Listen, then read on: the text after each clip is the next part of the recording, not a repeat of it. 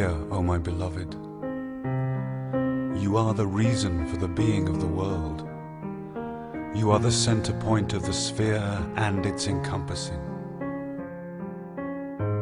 You are its complexity and simplicity.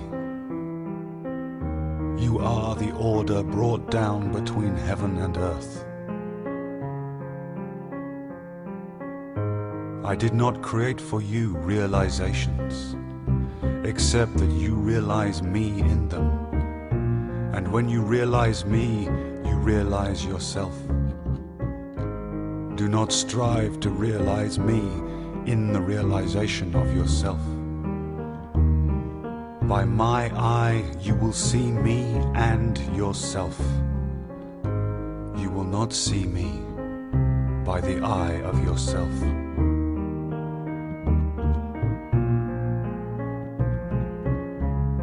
Beloved, how often have I called you and you do not hear?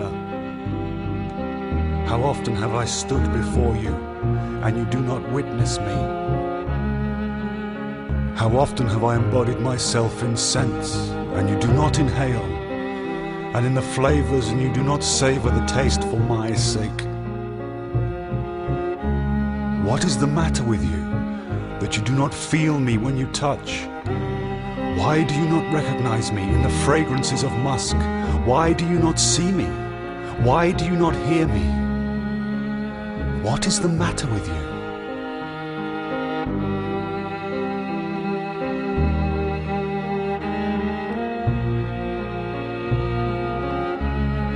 What is the matter with you?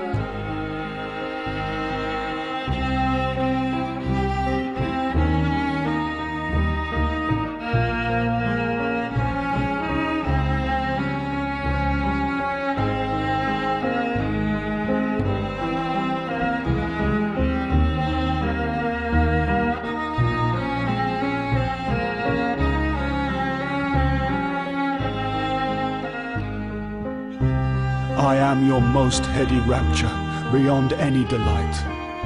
My craving for you is more intense than any born for an object of desire. I am better for you than any good thing. I am the beautiful. I am the elegant.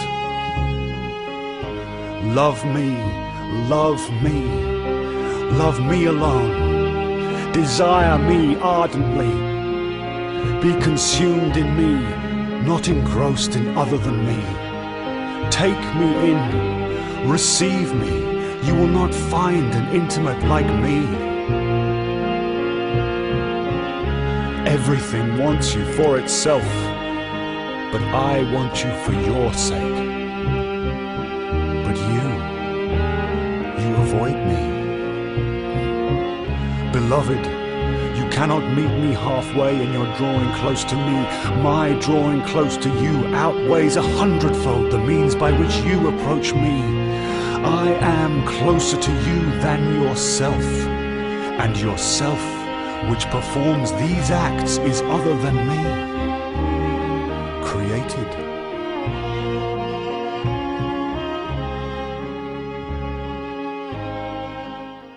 Taught Adam the knowledge of that. Ibn Arabi would say yes, it includes that, but most importantly, the names are the names of God. And by Allah teaching Adam the names of everything, meaning the names of God, humanity is able to reflect the names of God. So, for example, God is merciful, preeminently, He's Ar-Rahman Ar-Rahim. He is loving, He is merciful, etc. And therefore humanity has a potential to be merciful, loving, forgiving, good, and that is our essential challenge. And he expounds on that, of course, in his many works. Well, that was a lovely, very brief summary, but you went on to talk about Tawheed, actually. You started talking about the essence of the sublime and the manifestations as well, which is interesting because that's where Arabi's fundamental focus is that definition of what God is, perhaps. He does dwell on it. And I'll come back to it, but I think just briefly for the audience to keep up with the general views of Ibn Arabi before we go back to, say, picking on Tawheed again. He talks about the perfect man. that's the other big idea that he has within Bezels of Wisdom, particularly in his works, Meccan Revelations. But he talks about the perfect man specifically in light of the Prophet Muhammad, peace be upon him. Now, what's the concept of the perfect man as Arabi would have it? Al-Insan al-Kamil, the perfect man is, if you like, the ideal to which all human beings should try to aspire. And in a sense, all of the prophets of God actualize that potential. And so do certain women like Maryam alayhi salam, of course, and the wife of the Prophet, the daughter of the Prophet sallallahu alaihi wasallam, etc. But again, it's related to this idea of the names of God, is to live in the fullness of the divine presence, where everything is sacred and everything you do is for the sake of God. And the Prophet Muhammad sallallahu alaihi wasallam is the greatest of the prophets because, in a sense, he includes the nature and the message of all the previous prophets before him. So, for example, Moses was a community leader, Musa alayhi salam was a community leader and struggled with the Bani Israel. David and Solomon had worldly power. Ibrahim alayhi salam was extremely generous towards his guests and very strong on his tawheed, and was thrown into the fire for smashing the idols, etc. Nuh alayhi salam preached for a very long time and had a few followers and was saved by God when the flood came.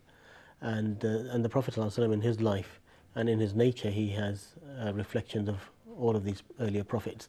Jesus Christ as well, of course, who is the Spirit of God in the Quran, the Word of God, who embodies spirituality.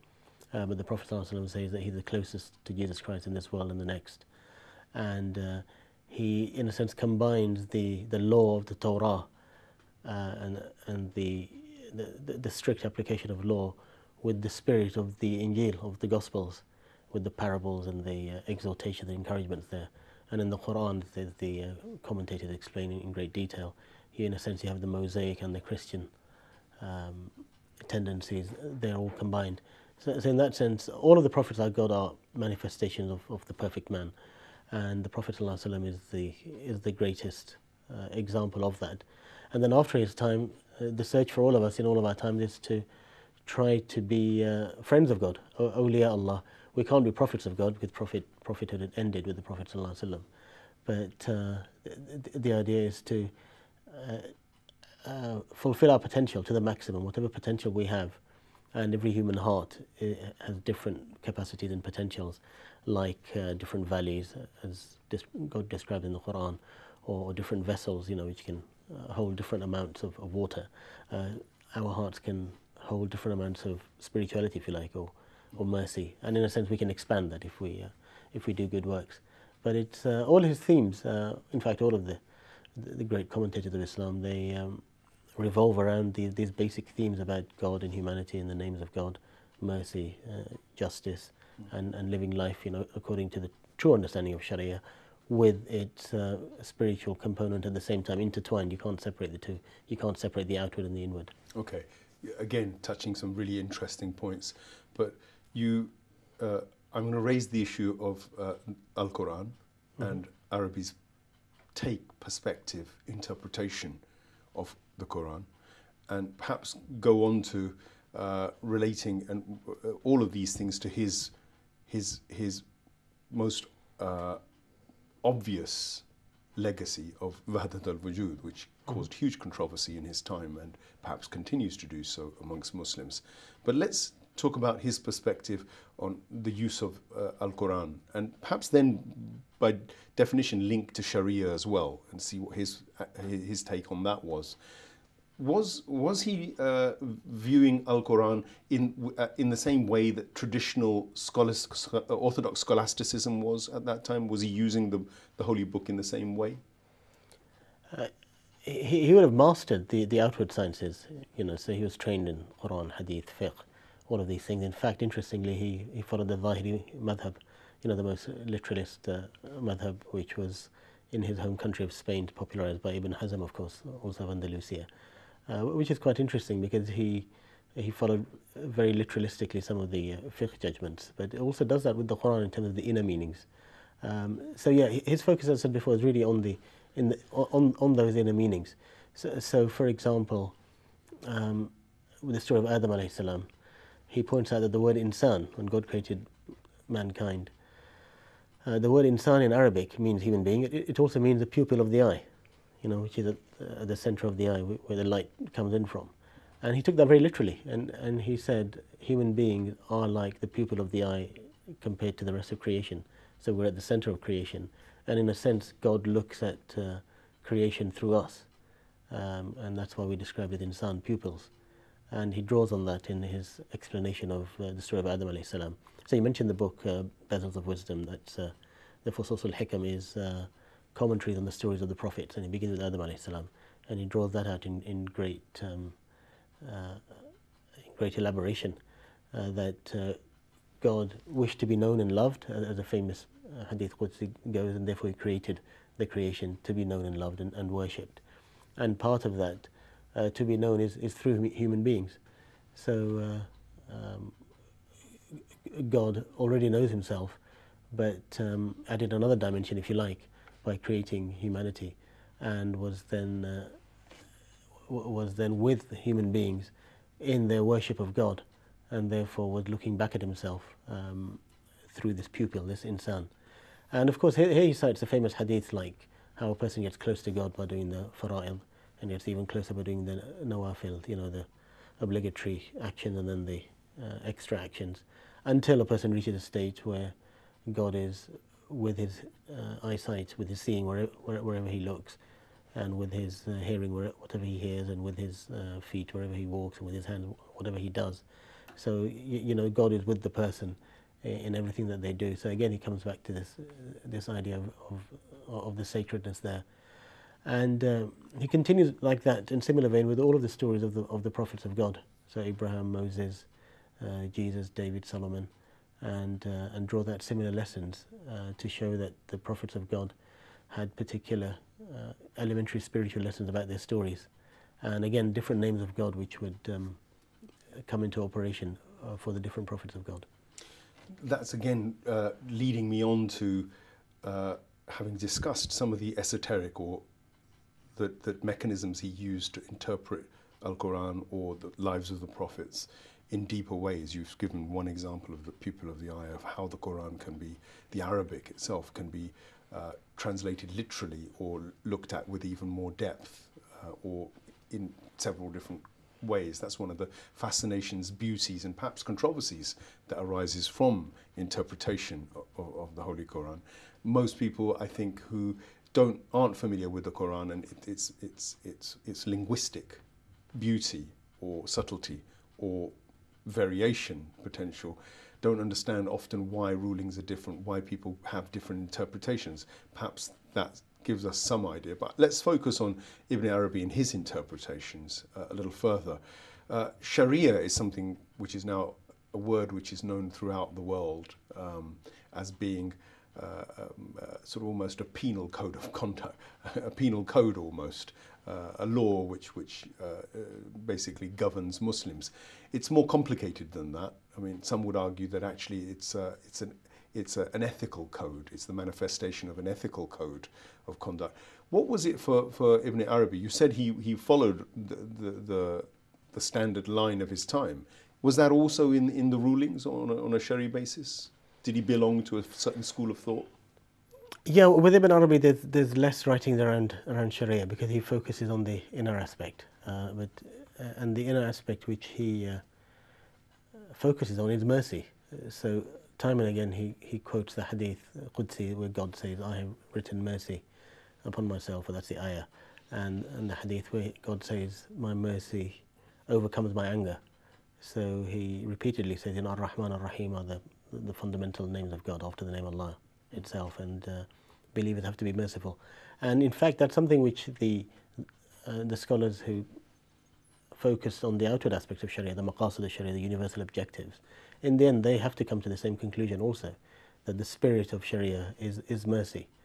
And that's very important in the modern world where Sharia has always adapted to its time and place and context, and it certainly has to do in 21st century globalized world that we live in. And it is the interpretations which give mercy and justice the maximum remit, which are the only ones which are true to the Islamic spirit and will succeed. All of the narrow, harsh, really intolerant, unflinching, rigid forms of Sharia, which are imposed as law in some Muslim majority countries, and create a lot of injustice, because they punish women who get raped, for example, or they're extremely hard on non-Muslims or on children, even teenagers, for not complying with very strict, pious kind of rules. There's a lot of injustice done in the name of Sharia, and this is something where the scholars of the outward, of the Sharia, and of the inward would agree that you've got to have mercy there, and justice, minimum justice, and maximum mercy and forgiveness. Because if you think about it, the minimum required is justice. God is just, God is never unjust. وَمَا رَبُّكَ بِظَلَّامٍ لِلْعَبِيدِ. God is never unjust or unfair, and God is maximum merciful. And that's what's required of us as well. We are supposed to never be unfair. The minimum required from us is fairness or justice, and the maximum required from us is mercy and forgiveness and kindness, to overlook and forgive and not even demand that full justice. And we find that in many verses of the Quran, like إِنَّ اللَّهَ يَأْمُرُ بِالْعَدْلِ وَالْإِحْسَانِ. God commands justice and excellence or kindness. So that's already setting out the two, the minimum and the maximum, if you like. And God is setting out minimum justice, maximum mercy. But what Ibn Arabi does, because of the inner exploration of mercy and the different forms of mercy, how the names of Allah, Rahman and Rahim permeate the creation, it gives a believer or somebody who reads that a very firm grounding in that idea of mercy, which they can then use in their outward dealings, especially around Sharia and dealing with other people. But that's a really important take for modern 21st century thinkers, because quite often the Sharia has overrun in the minds of the masses the esoteric aspects of Islam. So this dimension that Ibn Arabi brings of focusing on the esoteric is whilst it's been around for centuries, and perhaps people would argue that that was the core of the prophetic message itself, an esoteric, deeper understanding of the world, of reality and illusion, and that the Sharia, even in the Prophet's time, was something which was evolving and he was developing constantly, as you see through the verses that come down in Mecca and then Medina, and things are evolving. And it's almost like the Sharia adapts to time and place and situation and circumstance, whereas the esoteric aspect is consistent. It's the pulse, the heart of the faith. Seems as though these days the fascination with the outer and the exoteric is in line with a lot of the chase for materialism and our increasing reliance on what we see, and our under-reliance on imagination, perhaps.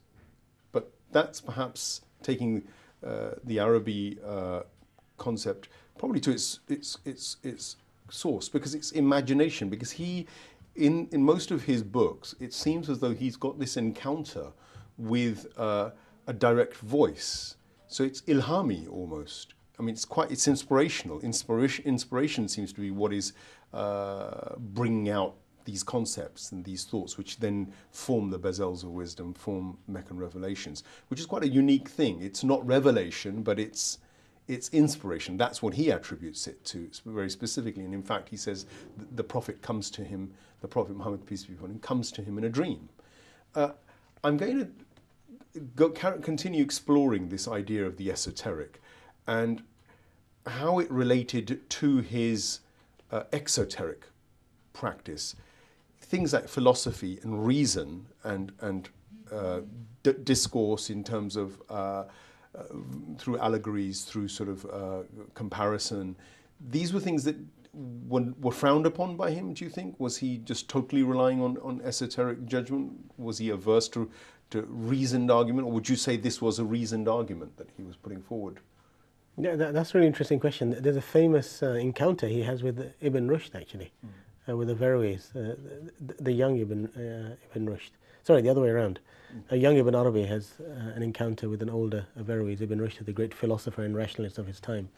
And according to that encounter, they have a very brief conversation in just sentences of one word or two words. It's just indications. And Ibn Rushd comes out of that realizing he's met this young man, Ibn Arabi, along with Ibn Arabi's dad, and he realized that this young man is very spiritual, and he's already gone beyond Ibn Rushd's amazing rationality and philosophy, and has access to kind of deeper wisdoms through his understanding of the revelation. As you said, inspiration is part of that, but all of Ibn Arabi's thought is underpinned by references to the Quran and Hadith. So I think that's a really important point you brought out. Ibn Rushd was again from Spain, and one of the great heroes of rationalism. The Grand Mufti of Bosnia, the former Grand Mufti Mustafa Ceric, repeatedly says that Ibn Rushd taught rationalism to the West, and it's well known that Ibn Rushd thought influenced the medieval Christian philosophers Aquinas and others. Ibn Rushd had a massive influence on Western thinking, and very, very logical, very reasoned. He famously wrote the book Harmonizing Religion and Philosophy, for example, saying there was two ways to get to truth. One was through revelation and religion, tradition. The other one was through philosophy and reason and thinking about it. And the philosophical route was perhaps for a smaller number of people, but people who were thinkers were entitled to use that approach, and those who relied on faith and tradition, etc., were entitled to use the religious route. And he related that again to verses of the Quran. So that verse, God says, call to the way of your Lord with wisdom and beautiful preaching and arguing in ways that are better, debating. So Ibn Rushd said this was wisdom was philosophy, beautiful preaching was the traditional preacher's approach to religion, and debating in good ways was through debate and dialectic, in fact. So that's the logical part of it, which is very important. But there is also spirituality, which come through faith, and that aspect of outward and inward, which I think you mentioned very correctly, to do with materialism, because in modern physics we would say it's matter and energy, or matter and spirit, which is what the philosophers would say. There's matter and spirit. Now, of course, the modern rationalist mind denies spirit, because you can't do experiments on spirit, for example. It says it's all matter, and that's where we get the idea of materialism, that there is only matter in the world. Modern physics, of course, has talked about matter and energy, and said the two are the same, or can turn from one into another. That's what Einstein's famous theory is about, of relativity. E equals mc squared shows that energy and matter are two forms of the same thing. So even the very basics of reality, of what the material universe is made of, we still don't intuitively understand fully, except through mathematics. And for people of faith, there is a whole other realm of the spirit, and that's the inner world, and that leads to contact with the world of the spirit, the angels, and beyond that is God, of course. And that's what's very mysterious, actually, and can only come through experience and through practice. And so that's why for Ibn Arabi, just like for Ghazali or Ibn Taymiyyah or any of the great scholars, in the end, all of these discussions are not purely theoretical and discussing about them, but they have to come through practice as well. You have to do your prayers, your regular fasting, go for Hajj, give sadaqah, be charitable, feed the poor, serve people, because through khidmah, through service, God creates awareness in the heart and a humility of the heart through serving others and not putting yourself first or breaking your ego, etc. It all goes together. But at the same time, it is quite right to look at these majestic aspects of the tradition and the revelation itself, and of the practice. But that practice includes Sharia and dispensing justice amongst people. It includes good politicians governing the people wisely, but bringing justice, because that will bring in inward benefits for not only the ruler but the citizens as well. And that holistic aspect, an approach towards the faith and politics, etc., is something which is perhaps badly needed now in this modern age, as you said, of materialism and of distance from God. Well, I'm probably going to conclude this particular program on this issue of the West and the East, because we're talking to, obviously, an audience which is here in the West, ostensibly, and for the first time is meeting Islam, face to face, up close and personal. Some of those experiences are proving to be rather violent and extreme. We know about incidents on both sides where racism perhaps meets radical religious extremism at times. So there are a lot of guilty elements within society which would say Islam has no place in the West, and the compatibility of Islam and secular society is an impossibility. This debate, which is a 21st century debate, makes Arabi even more relevant today, because Arabi's interfaith or universal faith discourses are something that we'll perhaps pick up on in the next program.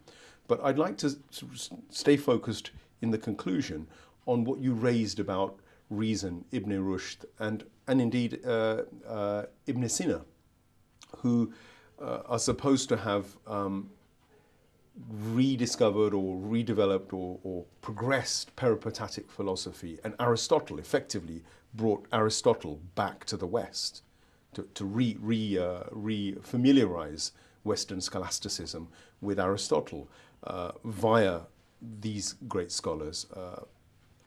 In a way, it can also be said that Ibn Arabi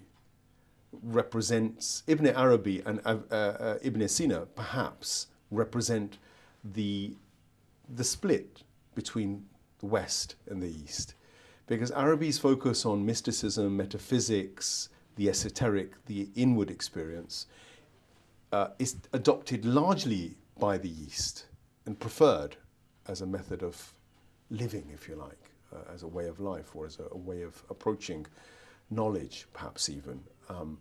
Whereas the West, from that point, seems to increasingly veer towards the rational, only the rational or the reason, and philosophy makes a comeback in a big way in the West, if you like. And the church, the demise of the church is in a way begun as well around that time, with perhaps science and philosophy at the head of the counter narrative, if you like, to the one that the church was giving at that time.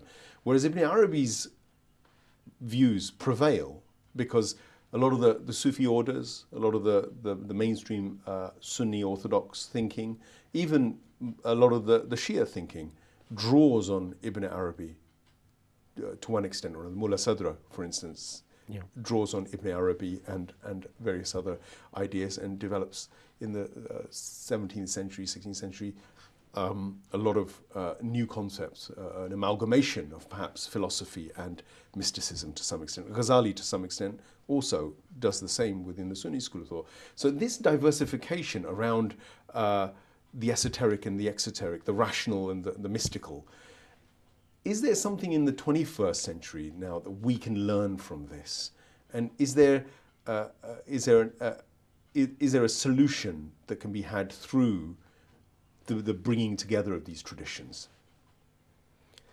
Yeah, you're quite right. The Renaissance, the European Renaissance, was inspired in many ways by centuries of Muslim learning and passing knowledge from the ancient world, from the Greeks and Romans in science and philosophy to the West through Arabic translations, but having built upon it.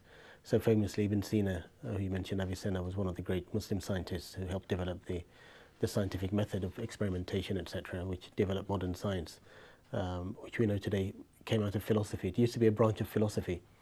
So Newton's book was called The Principles of Natural Philosophy, but that natural philosophy later became modern science, and science has branched off from philosophy and become quite antagonistic, those two have.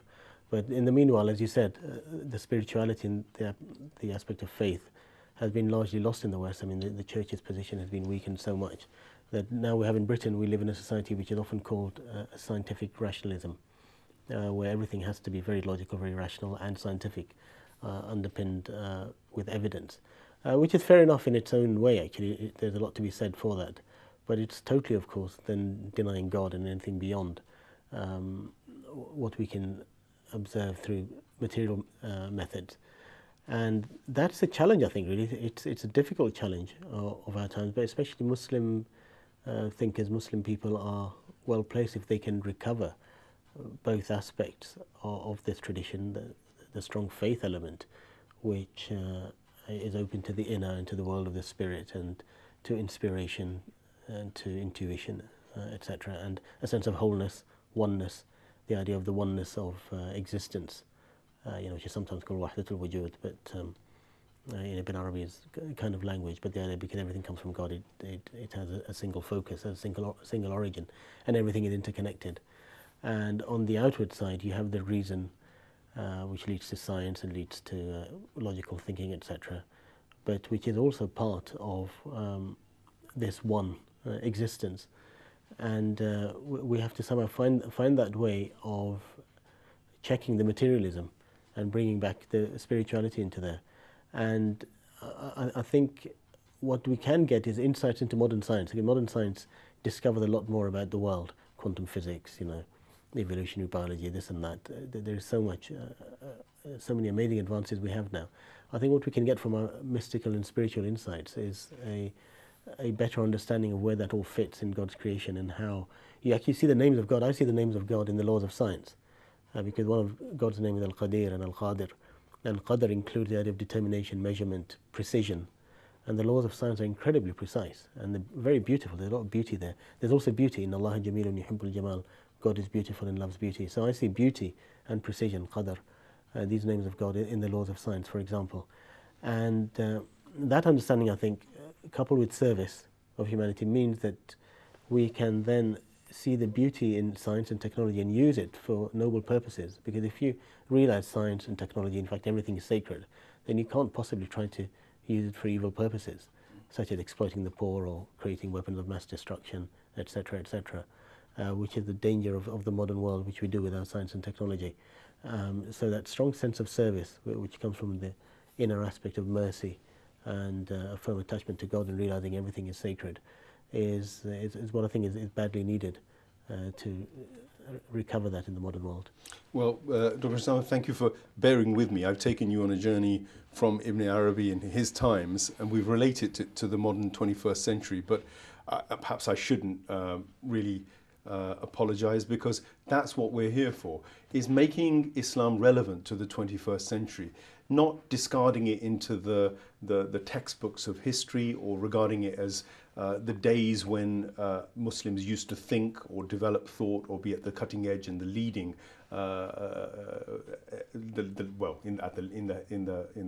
in the front line of knowledge acquisition and knowledge dissemination.